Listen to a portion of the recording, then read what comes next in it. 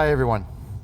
However, I always like to start my talks with asking you a few questions just to understand who is in the room. So who's got crypto in the room? Okay, so almost everyone, but not everyone raised their hand. Who's got a ledger or hardware wallet? Ah, okay. So this is interesting. Always get me confused, actually, because most people raise their hand for crypto, let's say close to 100%, 70% with a hardware wallet in the room. And I was wondering, like, why are we not selling more? Ledger has sold 6.5 million units of our different devices, Nano S, S Plus, X, etc. And I was always wondering, like, why only 6.5 million? People buy a little more than one ledger, so let's say that we probably have like 5 million customers total. We protect 20% of all cryptocurrency, 35% of all NFTs. And so I was sort of puzzled with that question, like, because we always talk about like 500 million users in the space. And I was thinking, so why Ledger only 5 million users? So that's 1% of the market. So that was very puzzling for me. And for a long time, we didn't get the answer. It's actually fairly difficult to do good business intelligence on blockchain and understand how many users. You have proxies to understand users, like addresses, but they're not necessarily perfect proxies. And so the conclusion is this. Today, the market is mostly on exchanges. When we talk about 500 million users, most of these users are actually on exchanges. Who believe in this room that crypto should be decentralized and self-custody? Most of you. I'm sad to report, I've got bad news, and then I'll give you the good news. But I'm sort of sad to report that this is not the way the market is today. The market is vastly centralized and not self-custody. Don't get me wrong, self-custody players like Ledger, like Trust Wallet, like Coinbase Wallet, etc., they're doing a good job, and those wallets are popular. MetaMask is a very popular wallet. But we did the study on Ethereum addresses, and Ethereum addresses are more or less a good proxy for unique users. So here it goes. You have 106 or 107 million users on the Ethereum network right now. That's what it is. Now, if you break that down by value, and we do a show of hand after this to know if you knew these numbers. If you do the breakdown by value, you have 100 million users with less than $160. Of these 100 million users, you have 80 million users with less than $16. So the vast majority of these 106 or 107 million users have less than $160. So it leaves only 6 to 7 million users with more than $160. When we touch these users, Ledger has a crazy market share. This is why all of you guys raise your hand, because you probably do have more than $160 on your wallet. For those that use a Ledger, it's probably because you have more value to protect. So as soon as we reach the threshold of more than $160, you become a Ledger user and you do have self-custody. So I'm sad to report this is the bad news. But the bad news is also for Ledger, because this is my total addressable market. I have 6, 7 million users, maybe 10 if you add every other coin, etc. And we already have 5. So our market share on people that do self-custody is close to 50% maybe or more. So that's crazy. So for me, as a CEO of my company, I need to worry about, for sure, making more business, but also I need to worry about why we exist. And we exist to make cryptocurrencies and critical digital asset, everything that is online for you that has value, we need to make this secure and easy to use. And so the big problem that the industry as a whole has to solve for now, in order to promote self-custody, because again, if not self-custody, why crypto? If you buy your bitcoins to leave them at the bank, okay, it's a speculative asset, but It is not why crypto exists. Crypto is a peer-to-peer payment network system. I mean, you know, white paper, Satoshi Nakamoto, etc. So if it's not peer-to-peer, if it's not in self-custody, why crypto? So there is a big question on how do you onboard the next tens of millions, hundreds of millions. I mean, you guys see that the market is sort of vibrating right now. ETFs are coming, etc. So we are on the verge of maybe the next bull run, and probably the biggest bull run that this industry has ever seen. But ETFs, this is not, again, self-custody. So how do you make sure that you can onboard the next tens of millions, hundreds of millions of users into self-custody? And so for this, the industry has several problems to solve, but they are mostly UX and UI problems. If you look at the industry, when we talk about Web3, self-custody, etc., this is an industry that has been, you know, developed by developers. And thank God for developers. Thank God for the cypherpunks. Thank God for everyone that has worked so hard into building this ecosystem in this industry. And as far as open source protocol goes, Bitcoin and other cryptocurrencies have had an amazing ride. I mean, you know, this is the, you know, it's not so often that open protocols like this can have such an amazing ride. I mean, Linux was one, but there aren't many examples.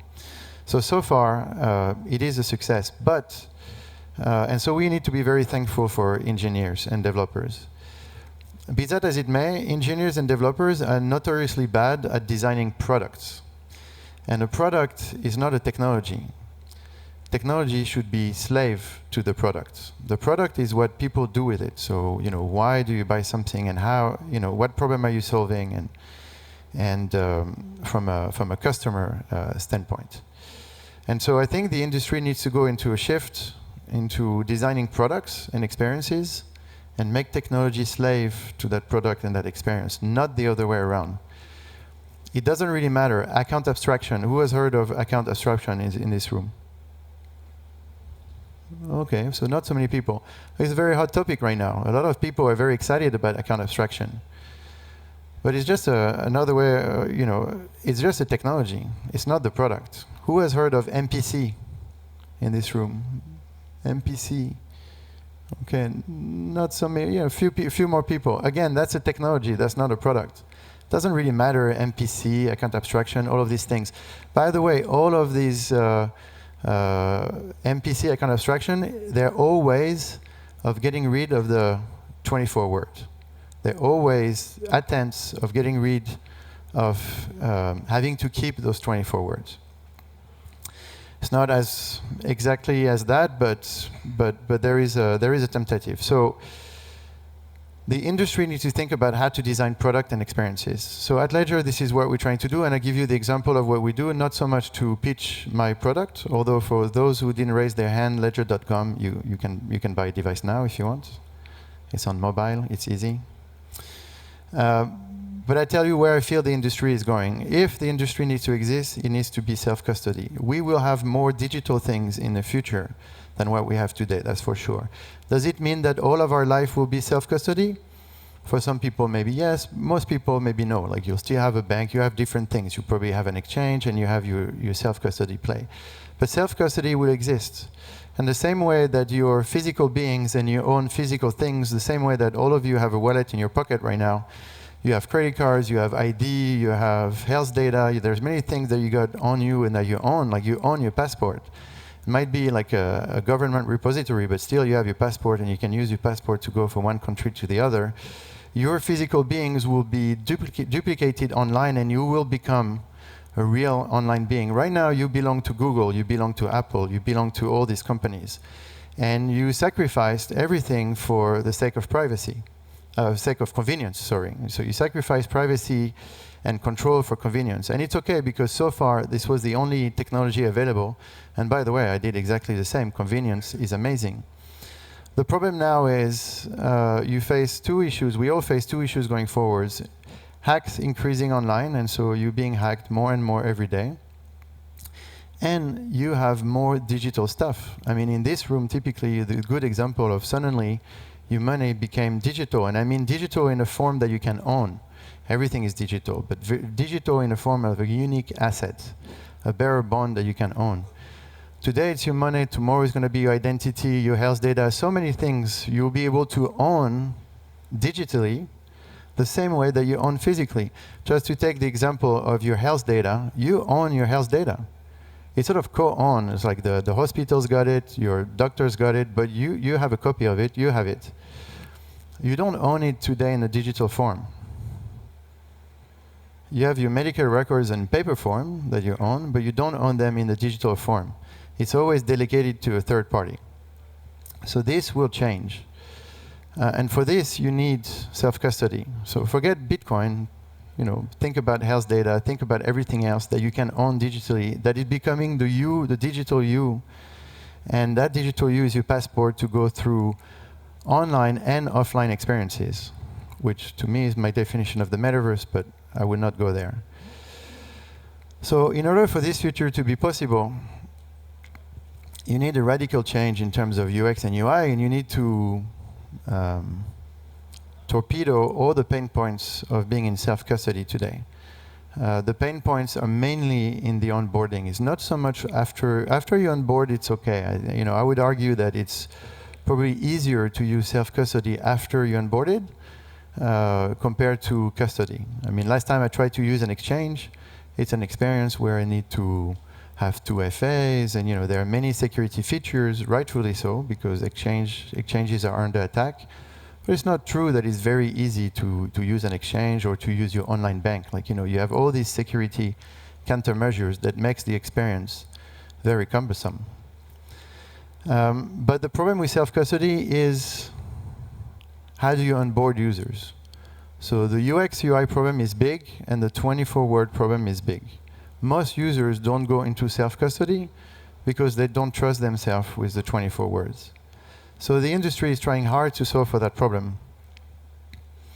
There are many ways of trying to solve for that problem. Some ways are software, some ways are what we launched yesterday, Ledger Recover. But it's the real problem to solve, and most users won't onboard self-custody unless you solve that problem. We have a way of doing it. A lot of people like it, and actually we had a great start yesterday. Some people don't like it, and it's okay, because if you don't like it, you don't have to use it. But anyways, whether you like it or you don't like it, this problem needs to be solved if we want to onboard millions and tens of millions and hundreds of millions of customers into self-custody, which again is not the case today. Right now, just know that you're happy fews. There are not many people like you on the planet. 5 to 10 million, that's a drop in the ocean. So onboarding, UX, UI, solving for that 24 words, that's the future. And then the future is to enhance experience. Like, what do you do with your wallet today?